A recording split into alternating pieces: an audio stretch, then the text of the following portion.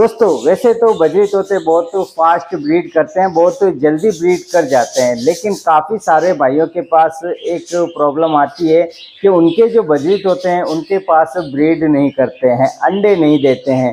Male female confirm होते हैं, जोड़ा भी लगा हुआ होता है, लेकिन उसके बाद भी वो अंडे नहीं देते हैं। उसकी क्या वजह है दोस्तों? जैसा मैंने कहा कि वैसे बजरी तोते जो हैं बहुत जल्दी ब्रीड कर जाते हैं, लेकिन अगर किसी भाई के पास ब्रीड नहीं कर रहे हैं तो ब्रीड नहीं करने की भी वैसे बहुत सारी वजह होती है, लेकिन सबसे बड़ी जो वजह है उस वजह पर हम आज के इस वीडियो में बात करने वाले हैं। और वो सबसे बड़ी वजह है मटकी, क्योंकि फीमेल मटकी में जाकर ही अंडे देती है। हमें मटकी कैसी लेनी है, मटकी कब लगानी है, मटकी कैसे लगानी है, मटकी का क्या साइज होना चाहिए, पूरी जानकारी आज के इस वीडियो में मैं आपको देने वाला हूं। तो वीडियो आप सभी के लिए बहुत ही इंफॉर्मेटिव होने वाला है, तो वीडियो में आखिर तक बने रहिएगा। वीडियो को पूरा ज़रूर देखिएगा, क्योंकि आप स्किप कर देंगे तो इम्पोर्टेंट पॉइंट हो सकता है कि आपसे छूट जाए। तो वीडियो को पूरा देखिएगा। तो वीडियो पसंद आए तो वीडियो को लाइक ज़रूर कीजिएगा, कमेंट कीजिएगा और चैनल को भी सब्सक्राइब जरूर कर लीजिएगा, क्योंकि इसी तरह की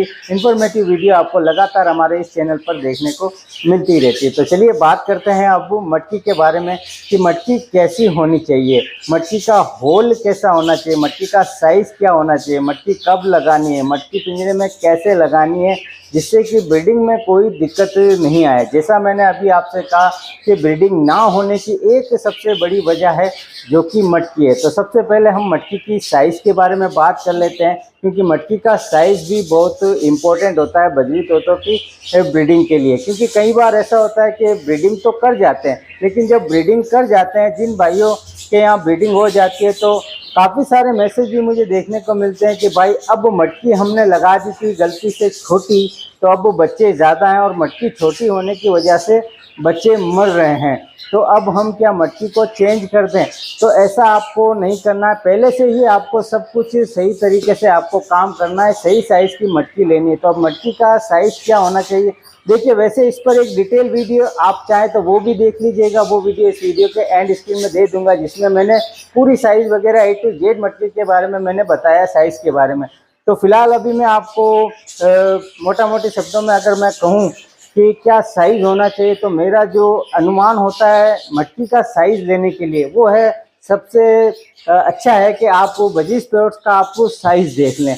नॉर्मल एक बजरी स्प्रोट्स का जो साइज़ होता है लगभग 8 से 9 इंच का होता है। तो जो भी आप मटकी लें उसके जो पेंदे का साइज़ है वो ये साइज़ आप देख लें, 8 से 9 इंच की उसकी नीचे की गोलाई हो, तो ये जो है वो सही होता है। और ये साइज़ आप किसी भी बर्ड्स को मटकी दे रहे हैं तो इस हिसाब से आप साइज़ दे सकते हैं। कॉकटेल अगर आपके पास है तो कॉकटेल की साइज़ के हिसाब से उसकी मटकी का साइज़ आप ले लें। ये तरीका मुझे सबसे अच्छा लगता है, जो कि यही देख के मैं मटकी देता हूँ। तो 8 से 9 इंच उसकी गोलाई हो, हाइट थोड़ी हाइट हो, ज़्यादा जो है बिल्कुल छोटी भी नहीं है, क्योंकि मटकियाँ भी अलग अलग तरीके की आती है। तो एक थोड़ी ऊंचाई हो जिसमें गहराई भी हो, गहराई क्यों इम्पोर्टेंट है वो मैं अभी आगे आपको बताऊंगा। अब ये तो हो गई मटकी की साइज़।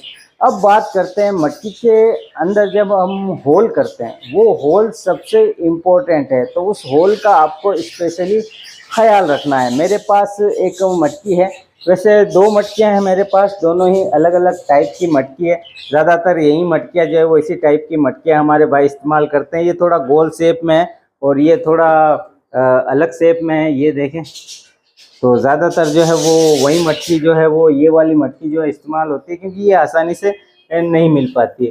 तो ये मैं मटकी आपको दिखा देता हूँ। इसका होल देखें, इसका होल मैंने ऊपर की साइज़ में जो है वो होल किया है।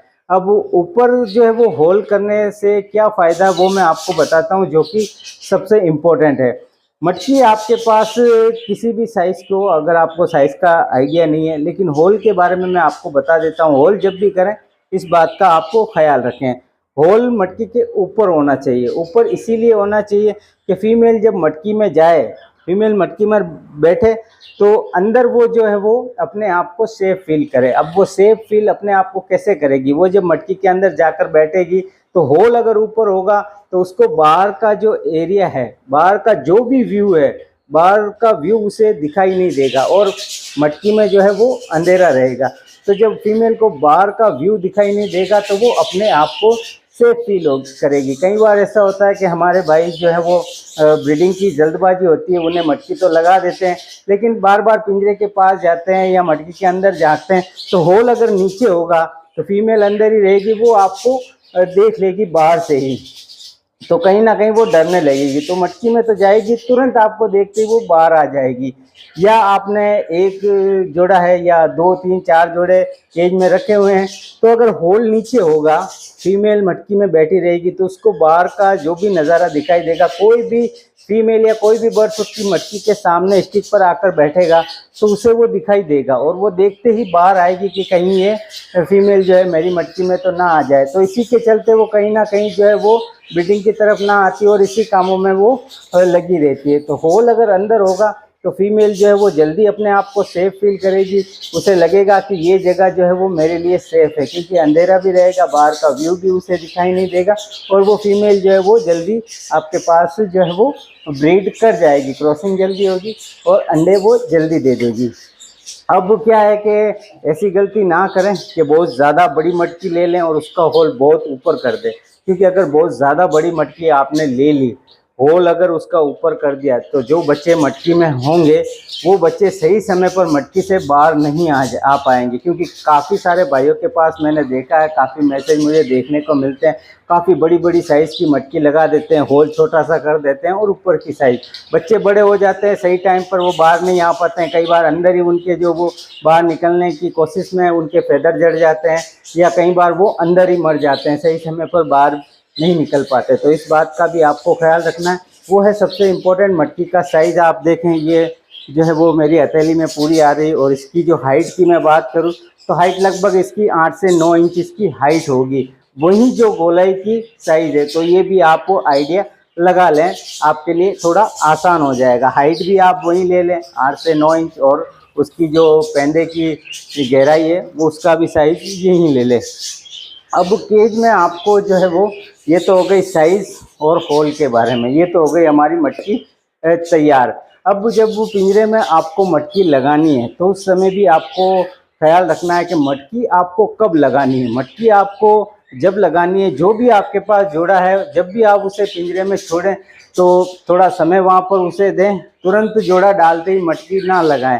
एक लगा हुआ भी जोड़ा है तो मैं आपसे कहता हूँ कि कुछ दिन आपको उसको उस पिंजरे में रखिए जहाँ भी आपको रखना है, आप उसकी एक्टिविटी पर नज़र रखिए। अगर आपने नया जोड़ा छोड़ा है तो आप देखिए वो जोड़ा लगा हुआ है या नहीं लगा हुआ। जोड़ा अगर लग जाए उसके बाद आप मटकी लगाइए, जोड़ा नहीं लगा हुआ है तो वेट कीजिए, जब जोड़ा लग जाए तो मटकी लगाइए। और एक लगा हुआ भी जोड़ा है तो आप उसकी एक्टिविटी देख लें, आपको लग रहा है कि नहीं भाई फुल एक्टिव है, ब्रीडिंग एक्टिविटी वो कर रहा है, मेल फीमेल चोंच से चोंच मिला रहे हैं, फीड एक्सचेंज कर रहे हैं, तो आप लगा सकते हैं। केज में मटकी लगाने का जो तरीका है वो ये है कि केज की हाइट, केज की जो छत होती है, ये सबसे, ये भी इम्पोर्टेंट है, जो कि मैंने कई वीडियो में बताया और शायद मैंने ही बताया और काफ़ी ये काम करता है।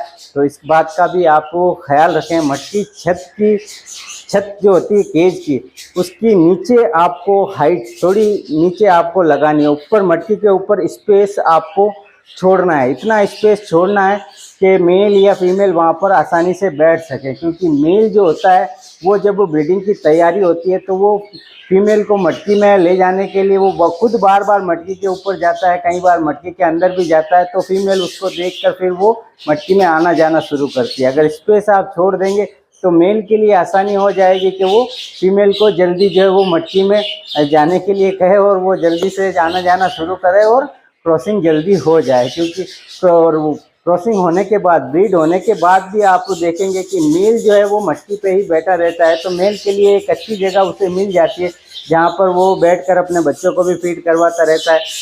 वैसे स्टिक तो होती है, लेकिन मेरे हिसाब से मटकी पर आपको स्पेस छोड़ना चाहिए। आप स्पेस बिल्कुल टच में लगाएंगे तो कहीं ना कहीं मेल को थोड़ी ज़्यादा मेहनत करनी पड़ेगी, ब्रीड तो हो जाएगी, लेकिन छोड़ देंगे तो एक उन्हें बैठने के लिए इस मेल को एक स्पेस मिल जाएगा। तो मेरे हिसाब से मटकी जो है वो ब्रीडिंग के लिए सबसे इम्पोर्टेंट है।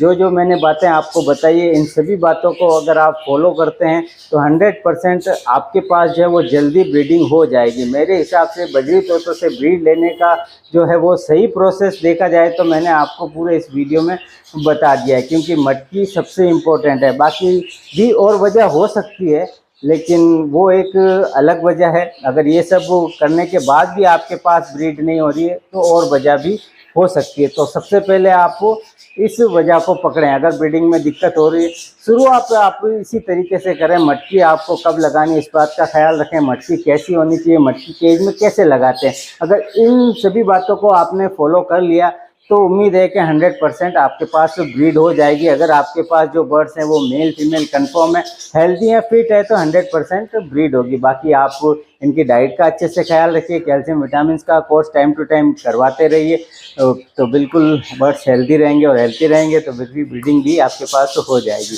तो उम्मीद करता हूँ दोस्तों आज का ये वीडियो आपको पसंद आया होगा। वीडियो अगर आपको अच्छा लगे तो वीडियो को लाइक ज़रूर कीजिएगा, कमेंट कीजिएगा और चैनल को भी सब्सक्राइब जरूर कर लीजिएगा। तो इजाज़त दीजिए, मिलते हैं बहुत जल्द एक और नए वीडियो नए टॉपिक के साथ।